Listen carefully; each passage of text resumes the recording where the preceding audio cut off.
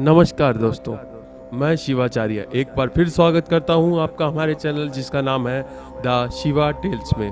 आज हम आपको बताएंगे चक्र विज्ञान के बारे में।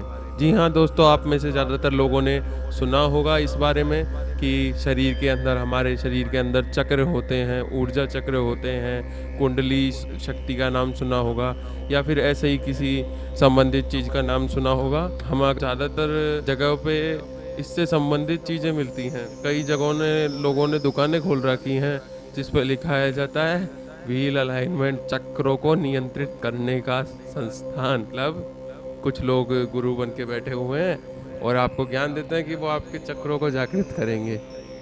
तो देखिए, ऐसा कुछ नहीं है, ऐसा कुछ नहीं होता है। कोई भी दूसरा व्यक्ति आपके चक्रों से बिल्कुल छेड़खानी नहीं कर सकता किसी भी चक्र से, सिवाय आज्ञा चक्र के। आज्ञा चक्र आपका एक ऐसा चक्र होता है जिसके ऊपर यदि बाहर का कोई व्यक्ति नियंत्रण पा लेता है तो वो आपसे फिर कुछ भी करवा सकता है। बस वो बात अलग है कि आज शायद मेरे हिसाब से भारत में कोई ऐसा व्यक्ति नहीं होगा जो किसी दूसरे के आज्ञा चक्र के ऊपर खुद का नियंत्रण कर सके, क्योंकि इसके लिए बहुत प्रचंड साधना की आवश्यकता होती है। तो आज हम बात करेंगे योग विज्ञान के अंदर सबसे अहम जो चीज़ होती है वो होता है चक्र का विज्ञान। हमारे शरीर के अंदर कुल मिलाकर 7 चक्र होते हैं। इनमें से 6 चक्र हमारी रीढ़ की जो हड्डी है उसके अंदर स्थित होते हैं। इसे हम चक्र बोल सकते हैं या फिर एक ऊर्जा का पॉइंट होता है जहाँ पे दिमाग से जो भी संवेदनाएं निकलती हैं, वो जो डिस्ट्रीब्यूशन सिस्टम है वो एक तरह का चक्र आप मान सकते हैं उसे। खैर, इसमें ऊर्जा भी समन्वय होता है, इसीलिए हम इसे ऊर्जा चक्र भी कहते हैं, क्योंकि इसके अंदर ऊर्जा का जो एनर्जी का ट्रांसपोर्टेशन है पूरे शरीर के लिए वो भी होता है, इसलिए इन सबको ऊर्जा चक्र कहा जाता है। तो हमारे शरीर के अंदर कुल मिलाकर 28,000 चक्र होते हैं। इनमें से कुल मिलाकर 112 चक्र हमारे शरीर के अंदर होते हैं, 2 चक्र हमारे शरीर के बाहर होते हैं। तो जो 112 चक्र होते हैं वो उन्हीं 28,000 चक्रों में से चक्र होते हैं जो कि मुख्य होते हैं, जो हमारे शरीर के मुख्य ऊर्जा सिस्टम से या फिर शरीर के मुख्य सिस्टम से जुड़े हुए होते हैं।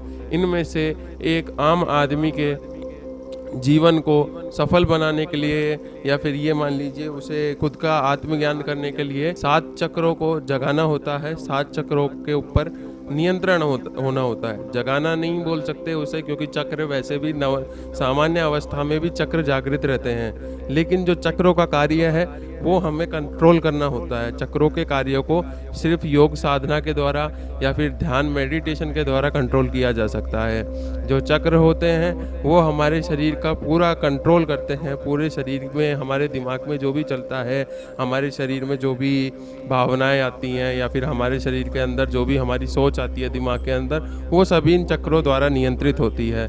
तो सबसे पहले मैं आपको पूरे 7 चक्रों का नाम बताना चाहूँगा। 7 में से जो 6 चक्र होते हैं वो हमारी रीढ़ की हड्डी में स्थित होते हैं, लेकिन जो एक चक्र होता है जिसे ब्रह्मरंध्र बोलते हैं या फिर सहस्रार चक्र होता है वो हमारे मस्तिष्क के सबसे ऊपर के भाग में होता है। इसीलिए उस चक्र को ये 6 चक्रों से थोड़ा अलग रखा गया है, क्योंकि साधना के द्वारा 6 चक्र जागृत करना ज़्यादा आसान तो नहीं, लेकिन फिर भी उस चक्र के मुकाबले आसान काम रखता है। लेकिन ऊर्जा को आज्ञा चक्र से सहस्रार चक्र में लेके जाना, ये एक बहुत ही प्रचंड साधना की इसके लिए ज़रूरत होती है। तो आज हम बात करते हैं। सबसे पहले मैं आपको बताता हूँ हमारे शरीर के अंदर 6 चक्र होते कहाँ कहाँ हैं। सबसे पहला चक्र होता है मूलाधार चक्र। मूलाधार चक्र हमारे जननेंद्रियों के बिल्कुल पीछे के और गुदा के ऊपर के हिस्से में स्थित होता है। ये बिल्कुल हमारे शरीर का आधार होता है और इसीलिए इसको मूलाधार चक्र कहते हैं। दूसरा चक्र आता है स्वाधिष्ठान चक्र। ये जननेंद्रियों से थोड़ा सा ऊपर की साइड होता है, इसे स्वाधिष्ठान चक्र कहते हैं। उसके बाद आता है मणिपूरक चक्र। ये चक्र नाभि के बिल्कुल पीछे की साइड होता है, इसे मणिपूरक चक्र कहते हैं। चौथा चक्र आता है अनाहत चक्र। हृदय के जो मध्य में स्थित होता है वो ऊर्जा चक्र अनाहत चक्र होता है।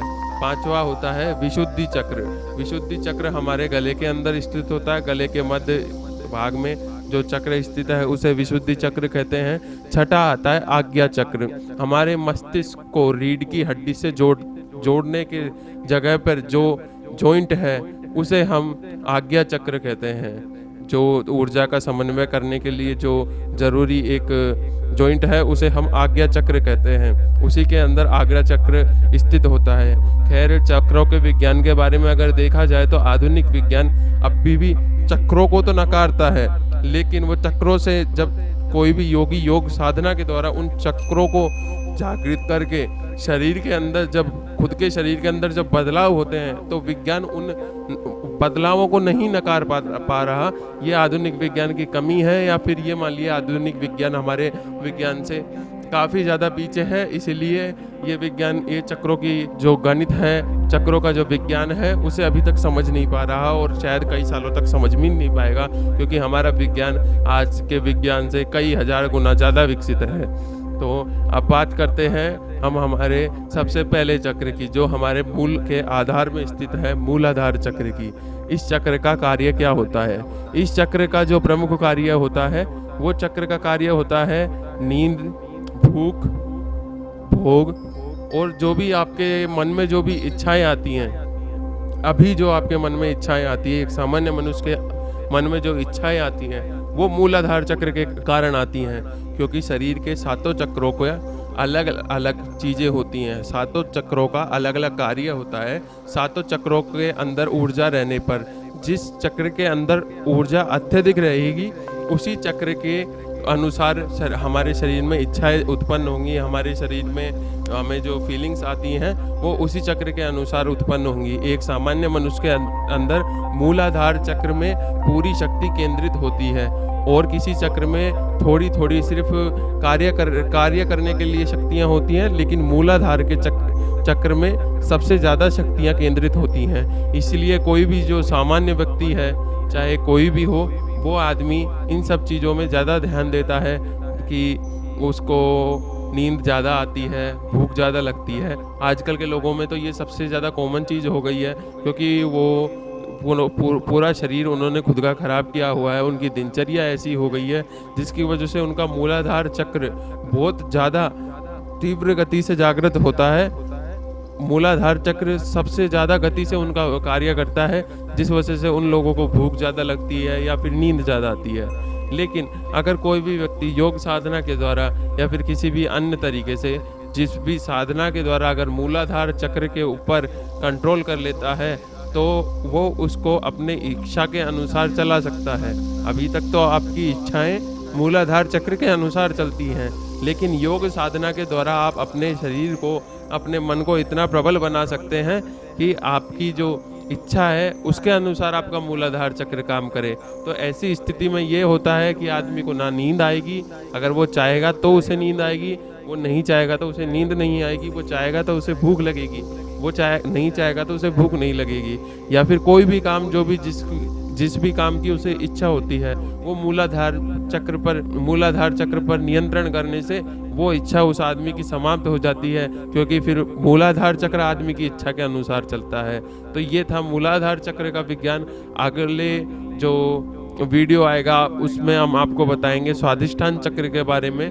मूलाधार चक्र एक सबसे ज़रूरी होता है, क्योंकि ऊर्जा को ट्रांसफ़र करना होता है। किसी भी आदमी को खुद को जानने के लिए कि वो है क्या असली में, वो जानने के लिए योग साधना ज़रूरी होती है, और उसमें शुरुआत जो होती है वो मूलाधार चक्र से होती है। मूलाधार चक्र में जो ऊर्जा होती है उसको आदमी को उठाकर आज्ञा चक्र तक ले जाना होता है, जिससे आदमी के शरीर में, आदमी के मस्तिष्क में काफ़ी बदलाव आते हैं। तो ये था हमारी एक छोटी सी जानकारी मूलाधार चक्र के बारे में। आगे भी अगर आपको कोई जानकारी चाहिए तो आप हमारे टेलीग्राम चैनल से जुड़ सकते हैं, या फिर यूट्यूब से चैनल से जुड़िए, या फिर हमारा ट्विटर चैनल है, आप ट्विटर से भी जुड़ सकते हैं। इसी के साथ आज की वीडियो यहीं ख़त्म करते हैं। धन्यवाद। हर हर महादेव।